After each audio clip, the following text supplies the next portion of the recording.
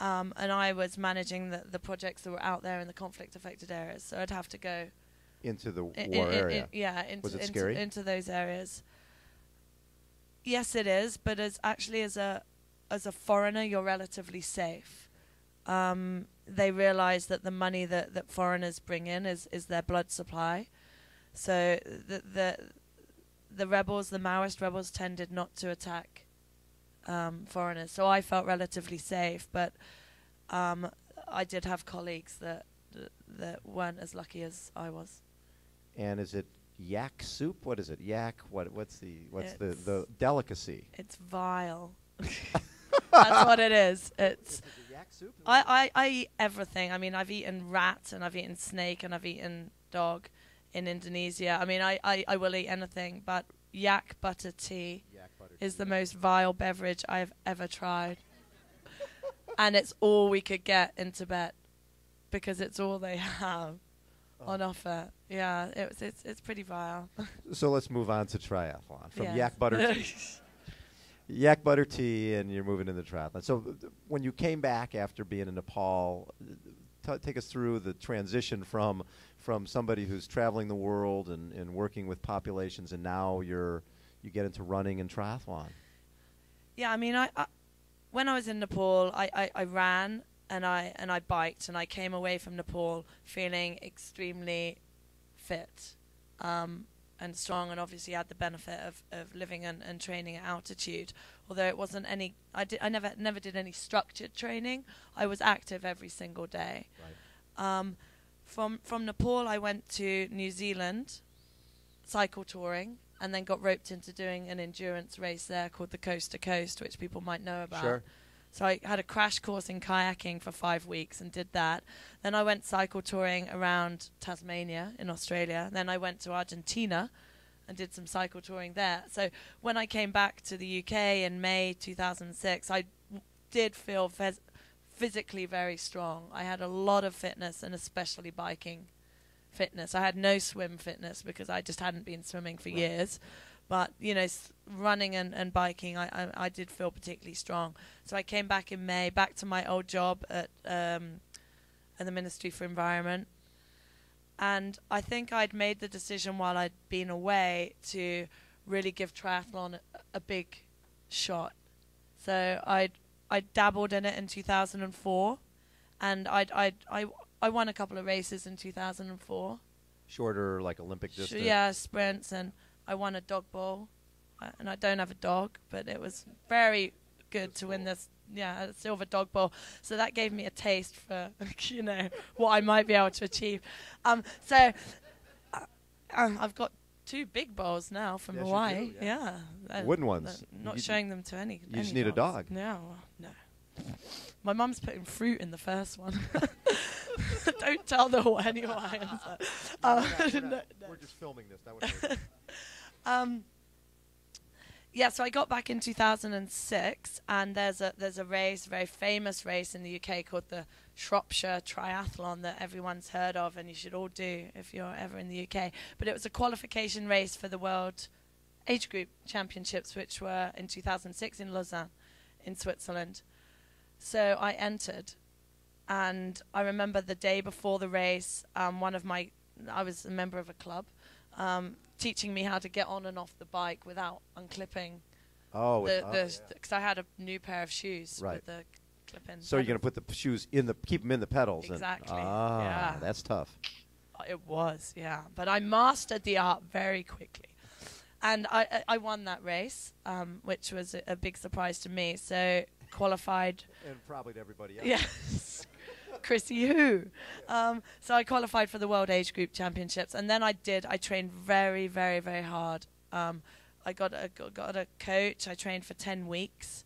Entered another triathlon, the Salford Triathlon, which I won. And then I did the World Age Group Championships, and I never expected to go in there and win that race. And I did. And and from then on, I mean, so that was a very rapid progression for me. And seriously, at that point, I had a big decision to make. You know, do do you go professional? Do you give it a shot? Do you take a risk and give up a job that I enjoyed very much, to take that chance as a professional athlete? And now looking back, I'm so glad I did take that chance. Not a bad risk. No, but at that point, you felt you needed to get to the next level, you needed some direction. And how did you find Brett Sutton? He was recommended to me by a guy in the UK, Richard, who manages a number of, most of the athletes in the UK, actually. Okay. Tim Don and Will Clark, right. and AJ as well. So I'd never heard of Brett. I didn't know who he was. And so Richard said, there's this coach. He coaches, at that point he coached Tim Don, who I knew.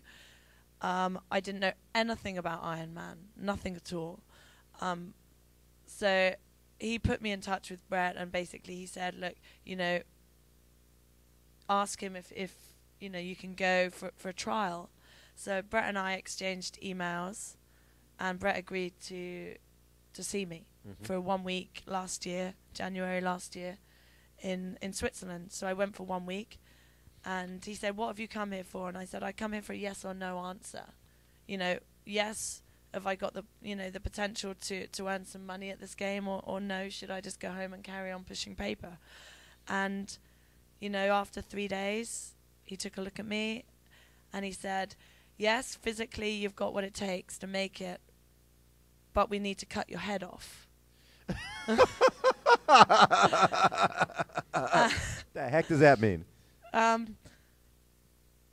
By that he meant that I think I have the tendency to think too much, right. to overanalyze things, to worry, almost to be too passionate about things. And I think that he thought that my head might get in the way of me actually achieving things. Sure.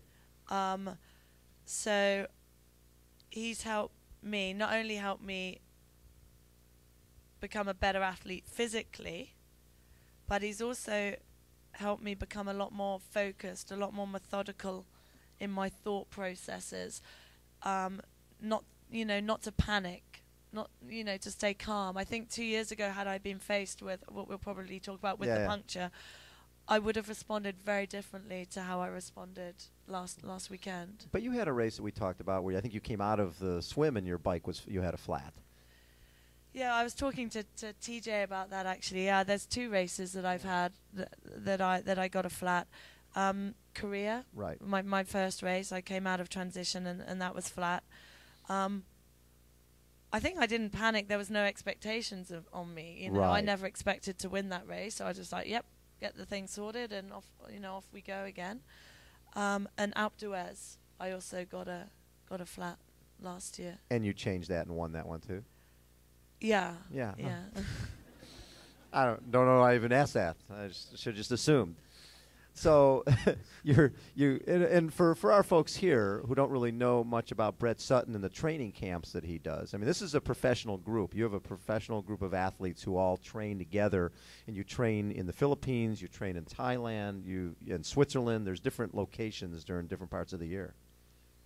Yeah, there's a group of at the moment it's about 18 athletes, and I've really thrived in the environment that he's created. I mean, it's not only the training program that I think's made me successful. It's being part of that team. It's being part of an environment where I can learn off other more experienced athletes. Train with the guys and some very, very talented girls as well. And I really have benefited from that. So I mean, I've really enjoyed being part of that team. And the team also has a wider mission of kind of social development and helping promote triathlon in Asia, and also getting some social development programs going with kids in Asia. And of course that is something that's very dear to my heart. Sure. So it's something that I wholeheartedly support